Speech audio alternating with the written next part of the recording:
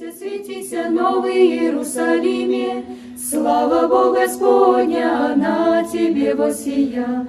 Ликуй ныне, веселися, Сионе, ты же чистая, красуйся, Богородице, о восстании Рождества Твоего. Procatéchèse ou discours préliminaire adressé aux catéchumènes appelés au baptême.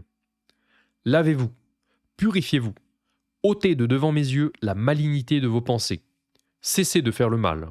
Ô, vous sur qui l'Esprit Saint va jeter les rayons de sa lumière, sur qui il a déjà répandu quelques légers parfums avant-coureurs d'une plus parfaite félicité, qui déjà cueillait par anticipation des fleurs spirituelles pour entresser des couronnes incorruptibles et célestes, ô, vous enfin, qui venez d'être admis sous le sacré portique, puissiez-vous être bientôt introduit par le roi lui-même dans l'intérieur de son palais.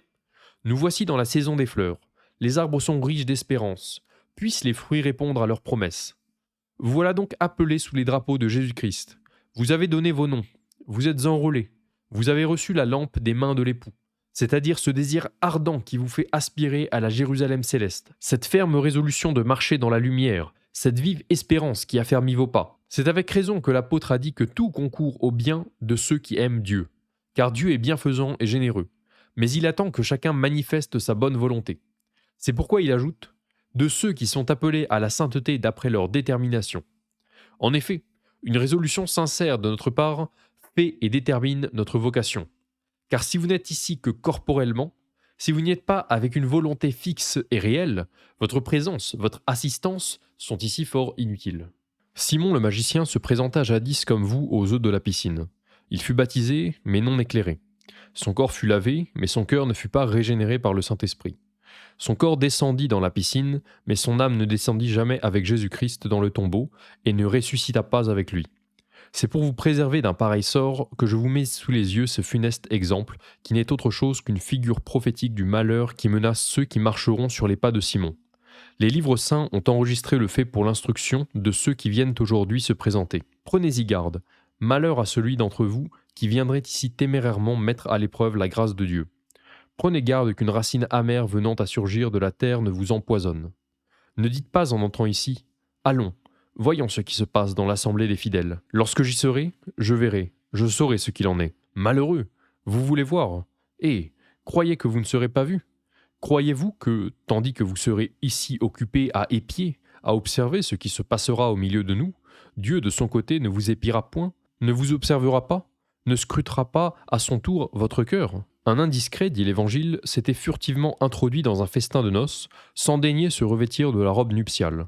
Il fut admis, il prit place et part au festin, sans opposition du côté de l'époux. Ce téméraire eût dû néanmoins comprendre qu'il était indécent de se présenter avec un extérieur qui contrastait d'une manière si choquante avec celui des autres convives, et qui manifestait infailliblement le but perfide qui la menait. Mais l'époux était aussi clairvoyant que généreux.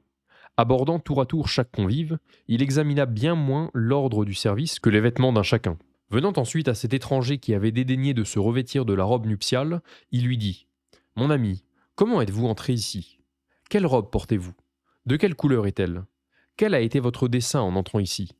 Le portier, il est vrai, ne vous a fait aucun affront, parce qu'il connaît la générosité du maître de la maison. Avant d'entrer, vous ignoriez, je veux le croire, de quelle rigueur devait être la mise décente de tous les conviés. Mais en entrant, n'avez-vous pas été frappé de l'éclatante propreté qui régnait autour de vous, et sur toutes les personnes qui faisaient partie de l'assemblée? Ne vous disait-elle pas que, pour sortir d'ici avec honneur, il fallait y être entré avec décence et respect? Ne deviez-vous pas vous attendre, en venant ici, braver toutes les lois de la civilité, à être expulsé avec ignominie?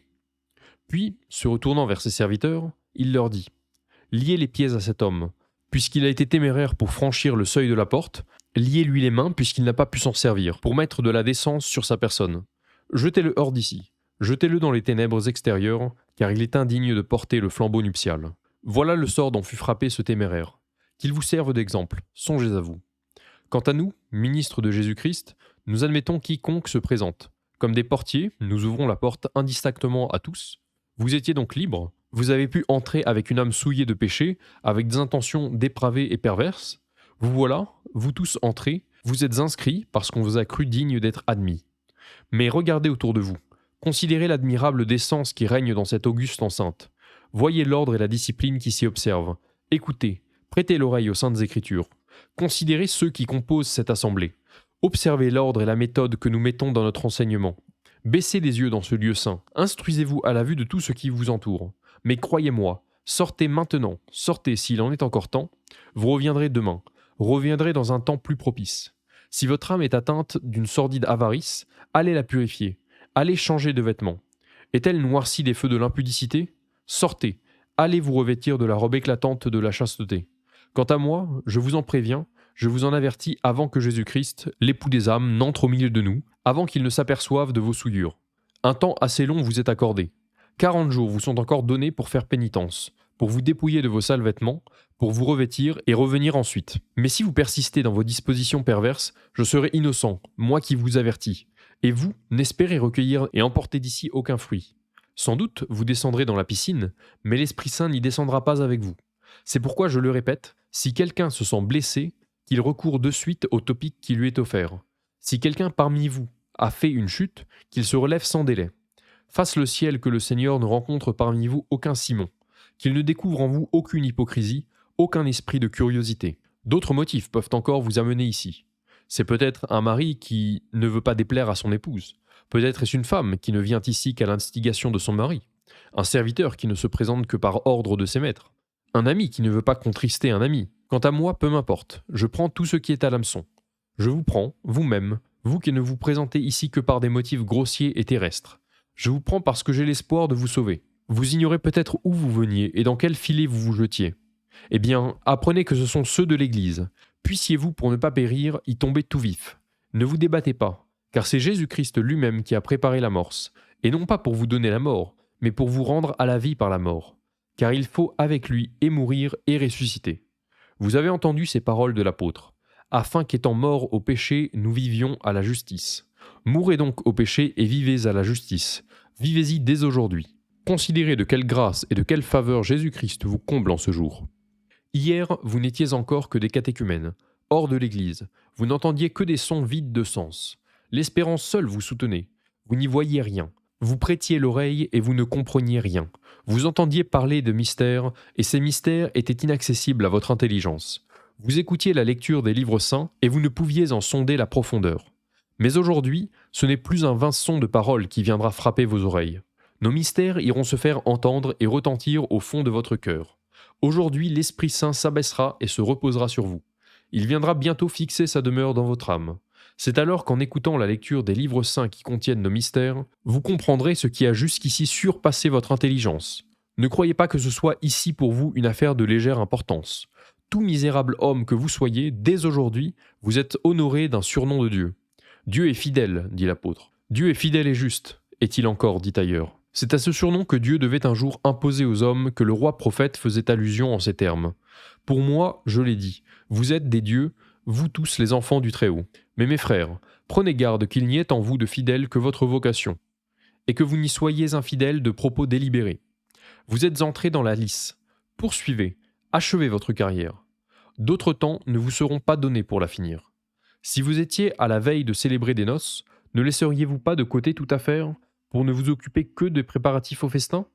Eh bien, sur le point de vous sanctifier, c'est-à-dire de donner votre âme au céleste époux, ne ferez-vous pas trêve avec les embarras du siècle pour faire la conquête des biens spirituels ?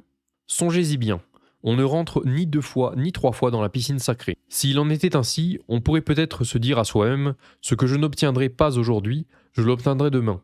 Mais non, ce qui est fait est fait. Le mal ne peut ici se réparer, car comme il n'y a qu'un seul Dieu, il n'y a aussi qu'un baptême. On ne rebaptise les hérétiques que parce que leur baptême a été nul. Mais au reste, qu'est-ce que Dieu exige de nous ? Rien d'autre qu'une bonne volonté. Et ne demandez pas « Comment mes péchés seront-ils remis ?» Je vous le dis. Ils seront effacés par cela seul que vous aurez voulu et que vous aurez cru. Ainsi, rien n'est plus facile. Mais si vos lèvres disent « oui » et si votre cœur dit « non », vous serez aussitôt jugé par le scrutateur des cœurs. Faites donc de suite, dès aujourd'hui, rupture, divorce avec le péché. Qu'aucune parole déshonnête ne vienne désormais souiller votre langue. Que votre œil se ferme au péché. Que les futilités du siècle perdent désormais leur empire sur votre esprit. Venez assidûment à nos instructions. Soumettez-vous avec empressement aux exorcismes, lors même que vous les auriez déjà subis. Songez qu'ils vous sont très salutaires, Car de même que l'or natif est toujours dans un état quelconque d'impureté ou mélangé avec des métaux inférieurs, tels que le cuivre, l'étain, le fer, le plomb, de même que cet or ne sera jamais pur tel que nous le désirons, si le feu ne vient à le dégager de tout corps qui lui sont étrangers, ainsi votre âme ne pourra jamais se purifier qu'en passant plusieurs fois à travers le feu des exorcismes. Leur source est divine, car ils sont extraits des livres saints. Tandis qu'on les fait sur vous, votre visage était voilé, pour que votre esprit fût en repos, que votre œil ne s'égarât pas, et que votre âme ne fût pas distraite. Car lorsque l'œil est fermé, l'oreille ne perd rien de ce qu'on lui confie. De même qu'un habile orfèvre arrive à son but en dirigeant sur son ouvrage l'action du feu à l'aide du chalumeau, ou le jeu des soumets sur le fourneau qui contient son métal, de même l'exorciste, par l'opération du Saint-Esprit, imprime dans notre âme la crainte et la travaille dans notre corps comme l'or dans un creuset. C'est alors que le démon prend fuite. Quel est le résultat de cette opération ? C'est le salut, c'est l'espoir de la vie éternelle. Et c'est ainsi que notre âme purifiée de ses péchés obtient le salut après lequel elle a tant soupiré. Ah, mes frères, ne perdons pas cet espoir, livrons-nous-y tout entier. Espérons que le Dieu suprême, voyant la pureté de nos intentions, nous purifiera de nos fautes, nous animera constamment d'une sainte confiance, nous inspirera les sentiments salutaires de la pénitence. Dieu a fait son appel, et vous êtes du nombre de ceux qu'il a appelés. Quelque longues que puissent vous paraître nos instructions, ne vous découragez pas. Écoutez-les jusqu'au bout. On va vous fournir des armes contre les puissances ennemies. On vous armera contre les Juifs, les Samaritains, les hérétiques et les gentils. Vos ennemis sont nombreux. Il vous faut une ample provision de traits. Il vous faut apprendre à manier les armes qu'on va vous mettre en main. La manière de percer d'outre en outre le gentil, de terrasser l'hérétique, le juif et le samaritain. Toutes ces armes sont aiguisées, sont fourbies à l'épreuve. Mais la plus subtile de toutes, c'est le glaive de l'Esprit Saint. Au reste, pour combattre sous les drapeaux du Christ, les puissances de l'enfer, pour sortir vainqueur des pièges de l'hérésie, il ne faut qu'un bras soutenu d'une forte volonté. Voici encore un avis important que j'ai à vous donner. Écoutez attentivement tout ce qu'on vous dira, et retenez-le soigneusement. Les instructions qu'on va vous faire n'ont rien de commun avec les homélies, quelque bonnes, quelque utiles qu'elles soient. Car si dans une homélie nous militions une chose, nous pouvons la prendre le lendemain. Mais si vous ne prêtez pas une oreille attentive à ce que nous vous dirons par ordre de matière sur ce qui concerne les eaux de la régénération, quand réparerez-vous le temps perdu ? Songez que voici la saison de planter les arbres, et que si nous ne creusons pas le terrain aujourd'hui, si nous ne faisons pas des fosses profondes, comment réparerons-nous une mauvaise plantation ? Songez qu'une catéchèse est un édifice. Si nous ne jetons pas de profondes et solides fondations, si toutes les parties ne sont pas régulièrement liées entre elles, de manière à ne présenter ni lacunes ni fissures, tout notre travail menacera ruine et finira par écrouler. Le mérite de l'ouvrage consiste donc à placer régulièrement pierre sur pierre, à coordonner et lier entre eux les angles, à les régulariser et à écarter tout ce qui est superflu. Telle est la méthode qu'on suit pour amener une construction à son état de perfection. Telle est celle aussi que nous suivrons dans l'emploi des matériaux que nous préparons pour nos instructions. Il faut d'abord apprendre ce que c'est que le Dieu vivant, ce que c'est que le jugement, puis connaître Jésus-Christ et la résurrection. Beaucoup d'autres choses viendront ensuite se placer naturellement dans ce cadre. Et ce que nous n'aurons fait d'abord qu'ébaucher par-ci par-là, trouvera sa place ensuite pour n'en former qu'un tout. Si de tout ce que nous vous dirons, vous ne faites pas à vous-même un seul et même corps de doctrine, si vous ne retenez pas également les premières leçons comme les dernières, l'architecte aura beau concevoir et construire même un solide édifice, il ne vous restera dans la tête qu'un amas de matériaux informes et caducs. Si pendant le cours de ces catéchèses, un catéchumène vous demande le sujet et la matière de nos instructions, gardez-vous de lui en parler. Ce sont des mystères que nous allons vous révéler. C'est l'espérance du siècle futur que nous allons faire luire dans votre âme. Gardez le secret à celui qui marche derrière vous, la récompense à la main. N'écoutez pas celui qui vous dira « Quel mal y aurait-il quand je le saurais ?» Les malades demandent souvent du vin hors de propos, et une condescendance intempestive serait souvent la cause d'une frénésie. De là résultent deux mots. Le malade succombe et le médecin est perdu de réputation. Il en est de même du catéchumène. Si un fidèle lui révèle inconsidérément les mystères, la frénésie devient son partage. Ne comprenant pas ce qui lui a été dit, il critique, il censure, il raille, il blâme ce qu'il ignore. Il tourne en dérision ce dont il n'a qu'une idée superficielle. Le fidèle, de son côté, est jugé, condamné, méprisé comme un traître. Vous donc, qui êtes ici dans un état mitoyen, gardez-vous de rien divulguer. Non pas que ce que vous apprendrez soit peu digne d'être raconté, mais c'est que les oreilles ne sont pas dignes d'entendre. Vous avez aussi été catéchumène, et je ne vous soulevais pas le voile qui couvre nos mystères. Quand l'expérience vous en aura fait connaître la sublimité, Vous comprendrez alors combien ils sont au-dessus de l'intelligence d'un simple catéchumène. Vous tous qui avez ici donné vos noms, vous êtes tous ici les fils et les filles d'une même mère. En attendant l'heure des exorcismes, que chacun de vous récite les prières que sa dévotion lui suggérera. Si un d'entre vous est absent, qu'un autre aille le chercher. Si vous étiez invité à un festin, vous ne vous mettriez pas à table avant l'arrivée des autres conviés. Si vous aviez un frère, ne chercheriez-vous pas à le faire participer au même bonheur que vous? Au reste, modérez votre curiosité sur les choses d'ici-bas. Ne vous informez pas de ce qui se passe dans la ville ou dans les faubourgs. Ne vous inquiétez pas de ce que fait l'empereur, l'évêque, le pasteur ou le prêtre, ni de ce qui se passe ici-bas. Levez les yeux vers le ciel. Voilà ce qui doit maintenant vous occuper. Rentrez dans le repos, a dit le Seigneur, et apprenez que c'est moi qui suis Dieu. Si vous voyez parmi vous des fidèles calmes dans leur service et dans leurs œuvres, c'est qu'ils sont en sûreté. Ils savent apprécier les dons qu'ils ont reçus, et ils travaillent à les conserver. Pour vous, vous êtes encore incertain si vous les recevrez ou si vous ne les recevrez pas. C'est pourquoi ne prenez pas exemple sur eux. Laissez-vous plutôt dominer par la crainte. Quand le moment des exorcismes sera venu, en attendant que tous ceux qui doivent être exorcisés se soient rendus à l'assemblée, les hommes se réuniront aux hommes et les femmes avec les femmes. Je dois ici vous rappeler l'arche qui renfermait Noé, son épouse, ses fils et leurs femmes. Or, cette arche ne formait qu'un seul et unique bâtiment où les différents sexes se trouvaient réunis. La porte en était fermée. Cependant, la décence y était rigoureusement observée. Que signifiait cette arche? C'était la figure de l'Église. Comme l'arche, elle est fermée, et vous êtes dedans, mais séparés, les hommes avec les hommes, les femmes avec les femmes, pour qu'un moyen de salut ne soit pas une occasion de perdition. Car si c'est une louable habitude de se prévenir les uns les autres, nous devons néanmoins écarter d'ici tout ce qui peut être un aliment aux passions. Les hommes seront assis tenant en main un livre de piété, un lira, un autre écoutera. Si l'on n'a pas de livre, l'un priera, l'autre se livrera à des pensées pieuses. Quant aux vierges, il faudra que dans leur réunion, ou qu'elles chantent, ou qu'elles prient, ou qu'elles lisent, mais à voix basse, de manière à ce que personne ne les entende. Car dit l'apôtre, je ne permets pas que la femme parle à l'Église. La femme mariée observera la même conduite. À l'exemple de Anne, mère de Samuel, elle ne doit que remuer les lèvres en priant. Si elle veut que son âme jusqu'alors stérile donne naissance à Samuel, c'est-à-dire au salut de Dieu, car tel est le sens littéral du mot Samuel. J'observerai l'attention, l'assiduité que chaque homme apportera à nos instructions, le recueillement de chaque femme en particulier. Faites en sorte que vos âmes s'embrassent de piété, qu'elles se reforgent comme sur l'enclume, qu'elles se retrempent, qu'elles se dépouillent de toutes les scories de l'idolâtrie, qu'elles recouvrent toute leur pureté, qu'elles se dérouillent pour reprendre comme l'acier tout leur éclat. Plût à Dieu qu'il daigna vous introduire dans cette nuit où les ténèbres ne différeront en rien au plus beau jour. C'est alors que se réaliseront ces paroles du psalmiste.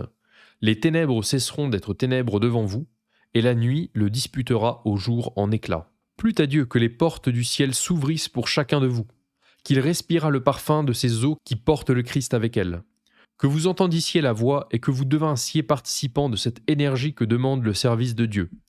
Ouvrez maintenant les yeux à la lumière. Représentez-vous les cœurs des anges, au-dessus le Seigneur, le Dieu suprême de cet univers.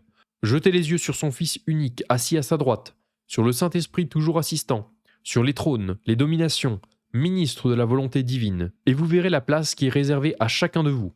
C'est alors que retentiront à vos oreilles ces paroles consolatrices dont les anges vous accueilleront. Bienheureux ceux dont les iniquités sont remises, et dont les péchés sont couverts. Brillants et éclatants de corps et d'âme, vous serez admis comme des astres dans le sein de l'Église. Oh, que le baptême auquel vous aspiriez est grand et sublime. C'est la rançon de l'esclavage. C'est la rémission des iniquités. C'est la mort du péché. C'est la régénération de l'âme. C'est le vêtement lumineux de l'innocence. C'est le sceau indélébile de la sainteté. C'est le char d'Élie qui nous porte vers les cieux. C'est les délices du ciel. C'est la réconciliation du ciel avec la terre. C'est le gage de l'adoption des enfants de Dieu. Mais le dragon est en embuscade pour observer ceux qui se dirigent vers ce but. Tenez-vous en garde contre le poison de l'infidélité. Au milieu de tant d'âmes qui vont être sauvées, il cherche une proie à dévorer. Vous dirigez vos pas vers le Père des intelligences, mais vous passerez en face et sous les yeux du dragon. Comment ferez-vous pour éviter ce péril? Suivez le conseil de l'apôtre. Chaussez-vous pour être prêt à marcher dans la voie de l'évangile de paix. Chaussez-vous pour garantir, sinon de sa morsure, du moins de sa blessure. Armez-vous d'une foi intérieure et d'une vive espérance. Que votre chaussure soit forte et solide, pour qu'en dépit de l'ennemi qui vous barrera le chemin, vous puissiez arriver jusqu'au Seigneur. Disposez votre cœur aux instructions qui vous seront faites. lors de la participation au Saint Mystère. Demandez souvent à Dieu qu'il vous rende digne des mystères célestes et éternels. Travaillez-y vous-même nuit et jour, et du moment que vos paupières seront affranchies du sommeil, livrez-vous à l'oraison. Si quelque pensée honteuse vient à s'élever dans votre esprit, recourez aussitôt à celle du jugement dernier. Occupez votre esprit de ce que vous avez appris, pour détourner ces images fatigantes. Si vous entendez un railleur qui vous dit « Où allez-vous donc ? Allez-vous vous jeter à l'eau ? Est-ce que la ville n'a plus de bain ?» Reconnaissez à ce trait de raillerie le piège que vous tend le dragon de la mer.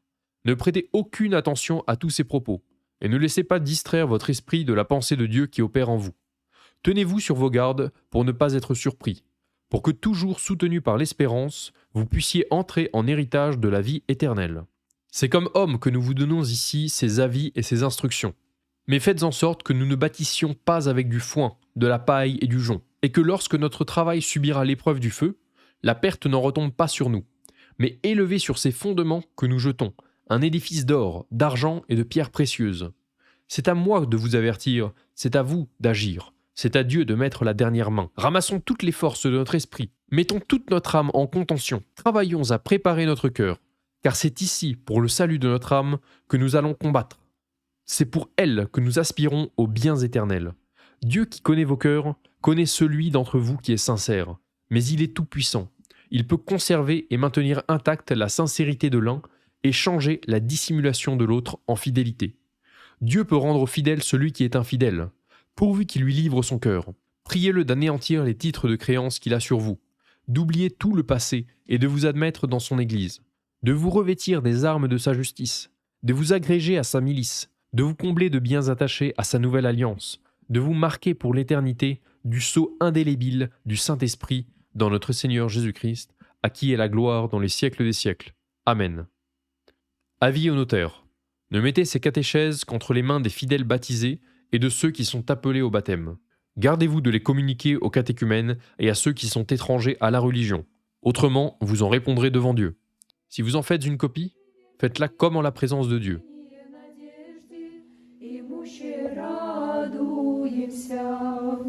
Ангел вопияши благодатней, чистая дева, радуйся, и паки реку радуйся.